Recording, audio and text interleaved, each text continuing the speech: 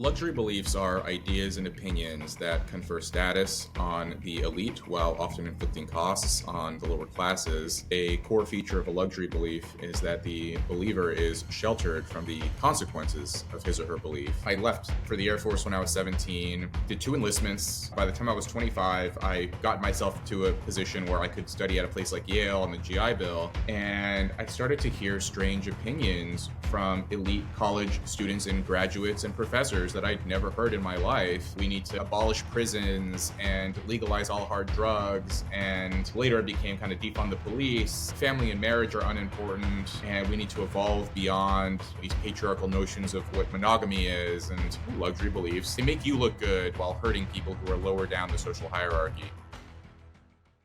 Well, welcome to Open Book. I am your host, Anthony Scaramucci. Joining us today is an incredible author. His name is Rob Henderson, and the title of the book is Troubled.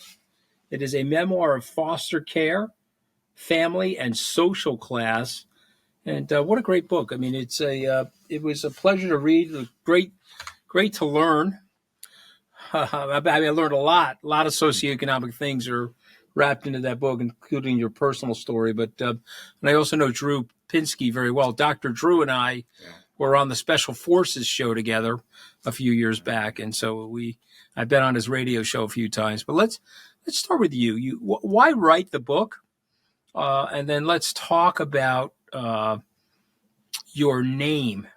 My name is Robert Kim Henderson. You know, all three of those names are important to your life story. So let's start with you. Why write the book? And tell us who Robert Kim Henderson is. Hey everyone, it's Anthony Scaramucci here with some straight talk. Let me tell you, we've got 85% of our viewers who haven't hit the subscribe button yet. What's up with that? It hurts. Listen, I made my career by going all in. Right now, only 15% of our viewers are part of our subscribed family. So please take action. This helps us book more amazing guests. Hit subscribe, join our community, and let's turn these numbers upside down. Now back to the show. Yeah, well, thanks, Anthony. Really great to be here. And I'm glad to hear that we have a mutual friend in Dr. Drew there. Well, I wrote this book in part to communicate to people segments of society that maybe not understand what's going on in foster care, in working class, blue-collar communities across the country. And yeah, my book can more or less be understood through the origins of my name, Robert Kim Henderson. So my first name, Robert, comes from my father, who I never met. The only information I have about him is his name from some documents from the social workers who were responsible for my case when I was in the foster care system in Los Angeles. And I was born in LA. My middle name comes from my birth mother, Kim. It was her name. She came to the U.S. as a young woman, started studying, which is the reason why she moved to California, but then very quickly started to do drugs and make a lot of poor choices. And we were homeless for a time. We lived in a car. Eventually, we settled in this slum apartment in Westlake, which was kind of a rundown neighborhood at that point in the early 1990s.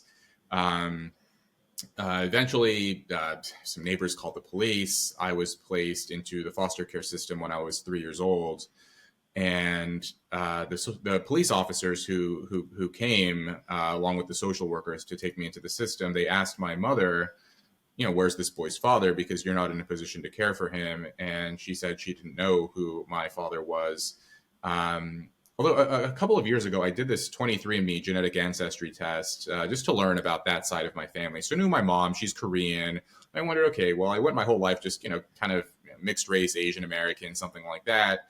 But I wanted to know, okay, well, what was that side of my family, my father's side? And the results of this 23andMe showed that I'm half Hispanic, so my father was Mexican. And, I read those results and I thought, well, it would have been nice to know that when I was applying for college.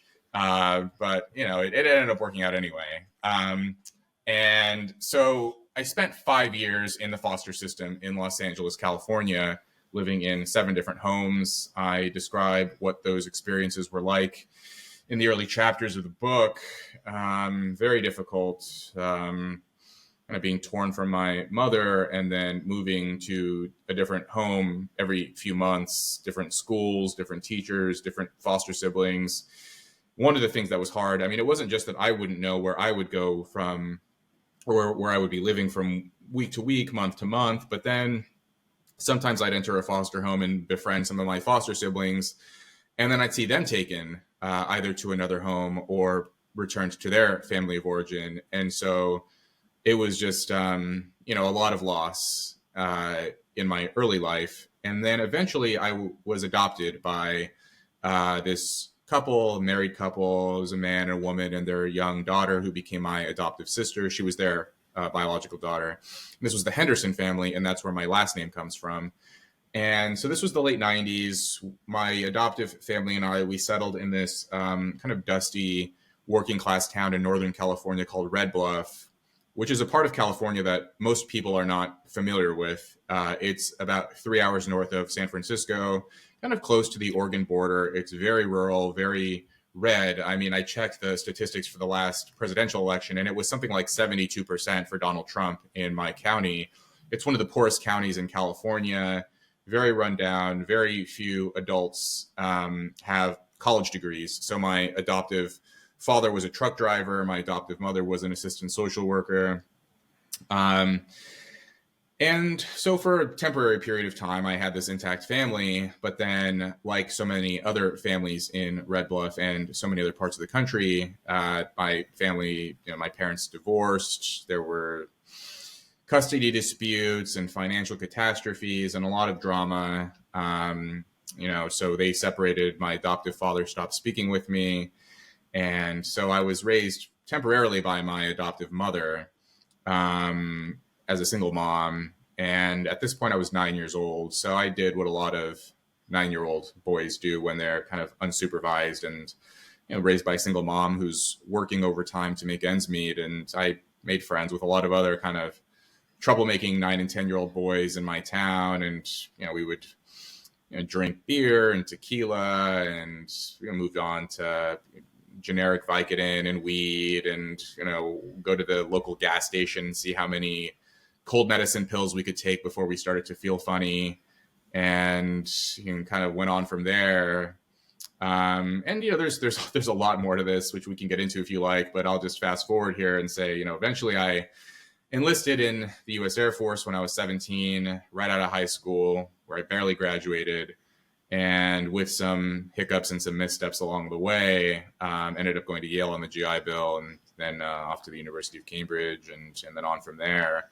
But, the book is really, there are personal stories there about what I witnessed firsthand where I was growing up in the foster system and then in this working class town.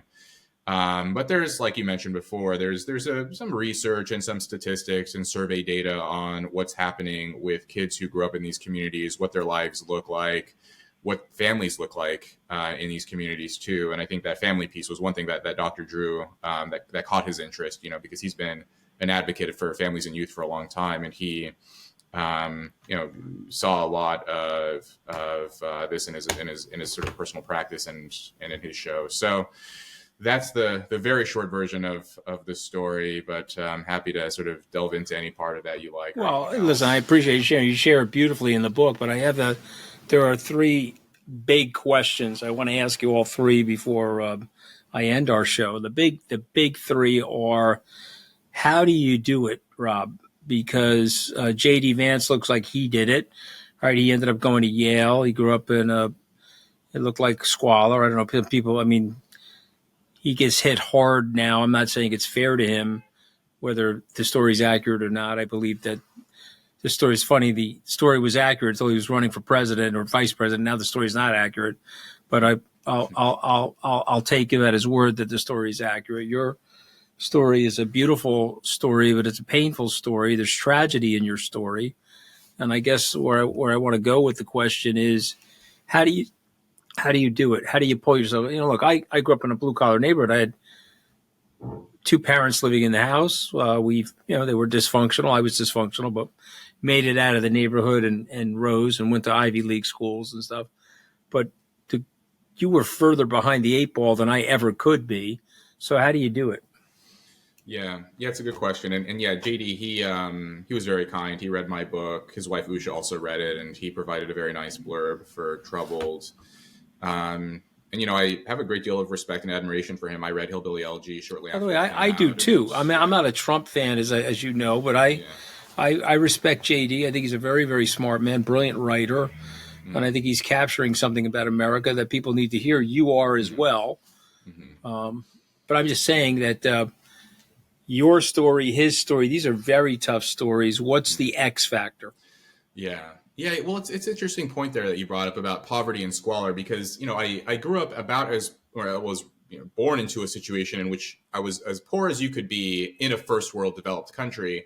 But then if you spend time in actually poor countries, then you realize that things are just so much different. I've spent time in like Malaysia, for example, like parts of Southeast Asia where people literally live in wooden huts and their floors are made out of concrete. And I'm thinking to myself, well, I grew up poor, but nothing like this. There's, to me, this is why I mentioned early in the book that yes, material factors are important, but there's something else going on here. There's a kind of a cultural and spiritual problem in addition to material poverty. Um, and so, what's the X factor? There's always that question, Anthony, of like nature versus nurture, and genes and environment. Is it how you're brought up? Is it role models? Is it environmental factors, or is there something within you intrinsically? I think it was a little bit of both. One thing that I point out in the book is that I was always kind of a bright and curious kid, but I was so weighed down by those early experiences that you can have a kid who has a lot of potential, who would be academically inclined and is smart, but if they don't have the right kind of stimulation and models and people around them who are sort of cultivating that latent ability, then the kid's never really going to manifest it. And I talk in the book about how when I was in second grade, so I was 7 years old, I was living in my final foster home, and I was doing so badly in school that the teachers and the social workers thought I might have had a learning disability.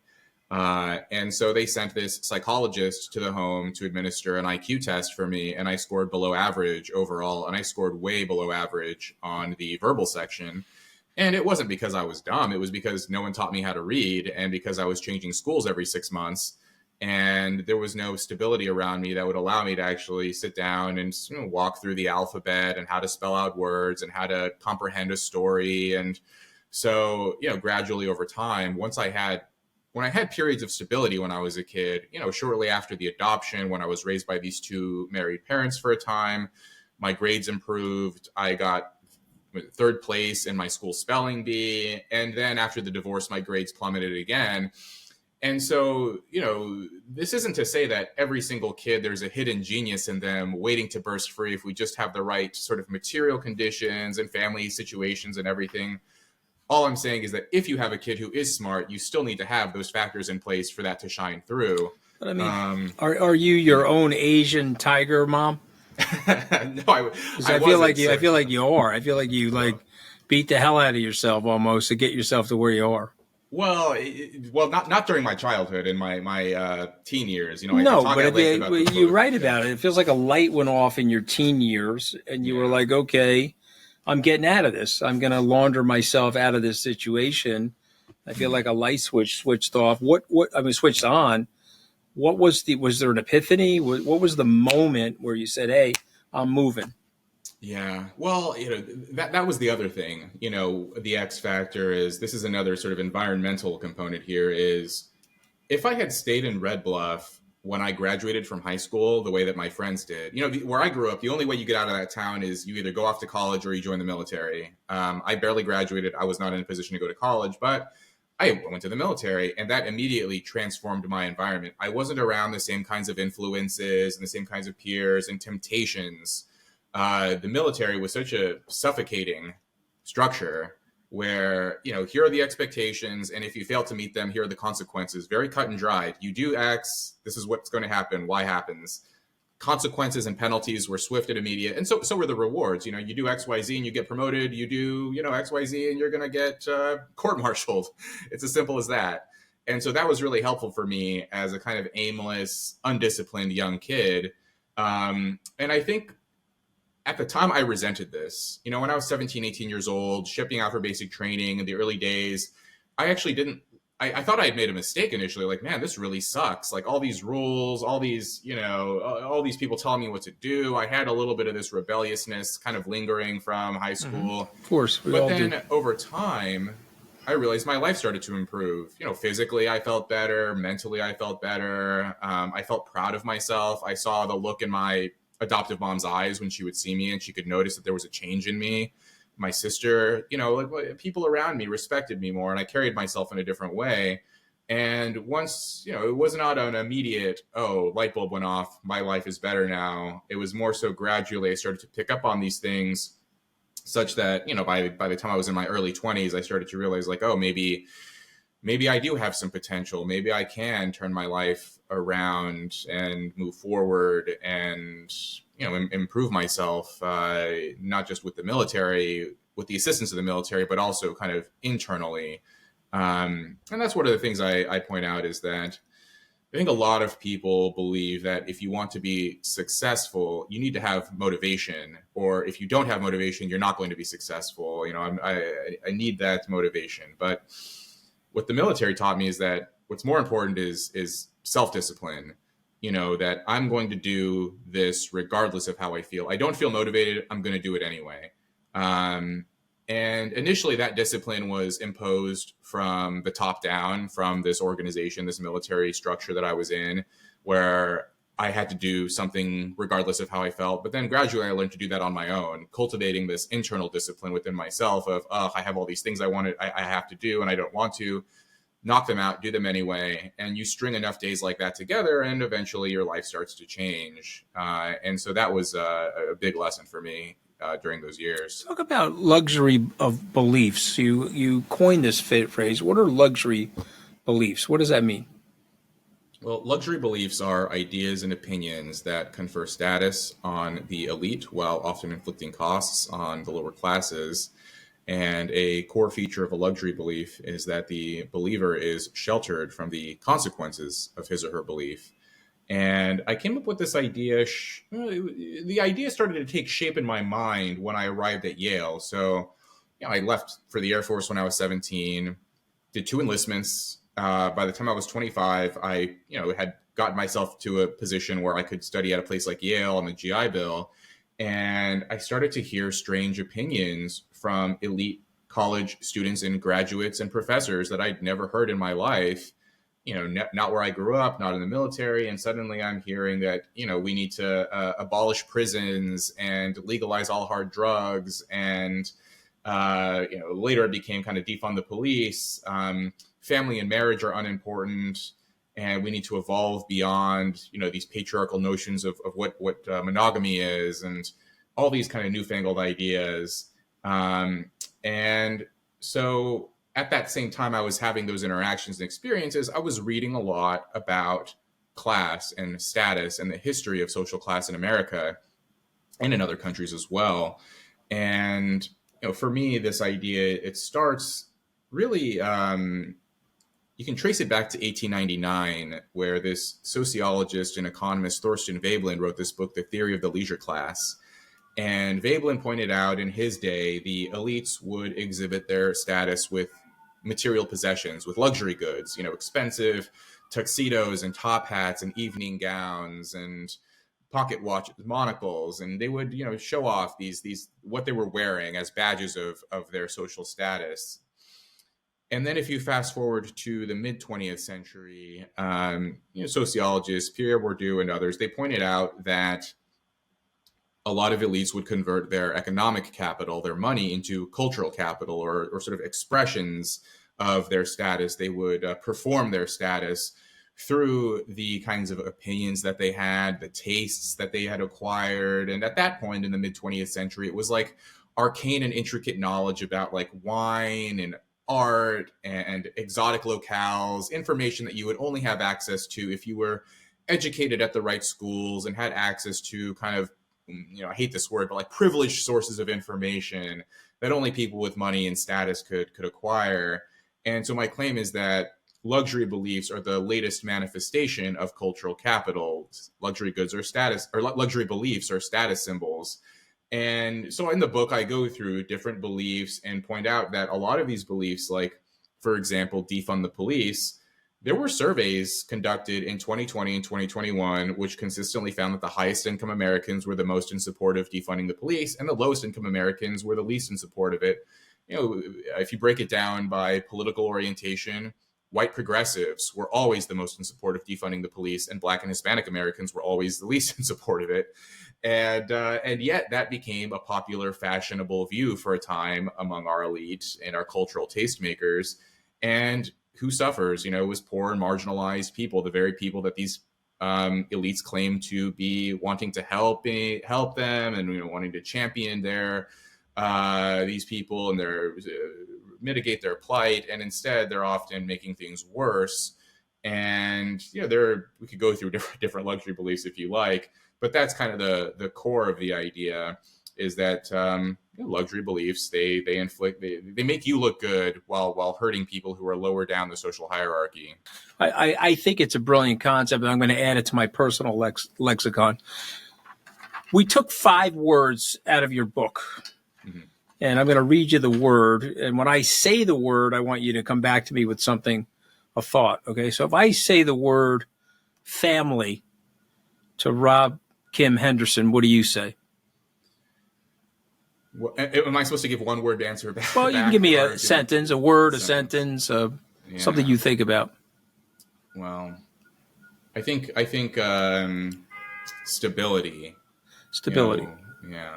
I mean, what if I say? Go ahead. Sorry. I'm sorry. Yeah. Go ahead. Well, I was just going to say, you know, if we're you know, a lot of people across the political spectrum, they claim to care a lot about inequality and social mobility, particularly on the left. You hear a lot about inequality, but one of the things that Melissa Carney points out in her book, The Two-Parent Privilege, is that the number one predictor of a child going on to graduate from college is being raised by two married parents.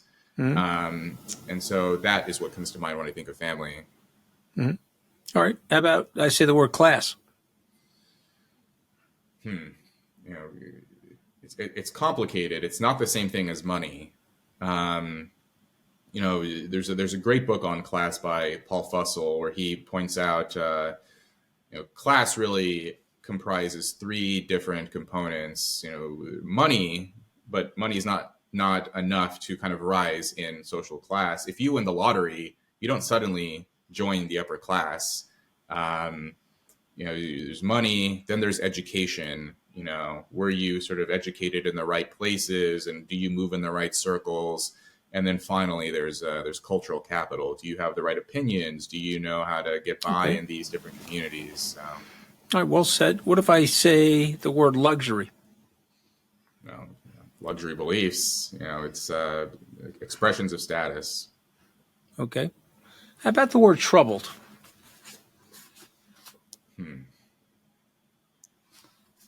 Yeah, I think of children and families. You know, a lot of kids, a lot of families are in difficult circumstances. Yeah, I think of the word pain. After reading your book, if I hear the word troubled, I think of the word, there's pain in the word troubled. Yeah.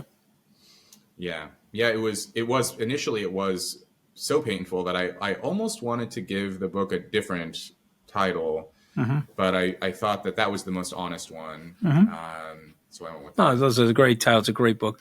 Okay, last word, and I'm going to give you the last word. And it's 2 words, Rob Henderson. Wow.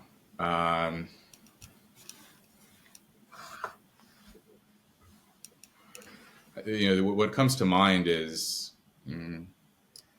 transformation. You know, I went through a lot of different shifts and periods, and you know, there were a lot of reversals in my life, and I had to change myself, not because I wanted to, but because I had to. And I think a lot of people, surprisingly, a lot of readers write to me saying that they related to the book, which it shocks me, because I thought this story was, you know, it's kind of peculiar. Most people don't know about the foster system. Most people don't, you know, they don't go to these highly selective schools, and they don't have contact with these different parts of our society. But people still felt, you know, everyone on some level has to change and adapt and move forward in their lives at some point or another. Well, you're a brilliant guy. You've written a phenomenal book. The title of the book is Troubled. It's a memoir of foster care, family, and social classes. So much content in here. I just want to thank you for writing the book, and I'm very grateful to have you on our show today. Thank you, Anthony. It's been an honor.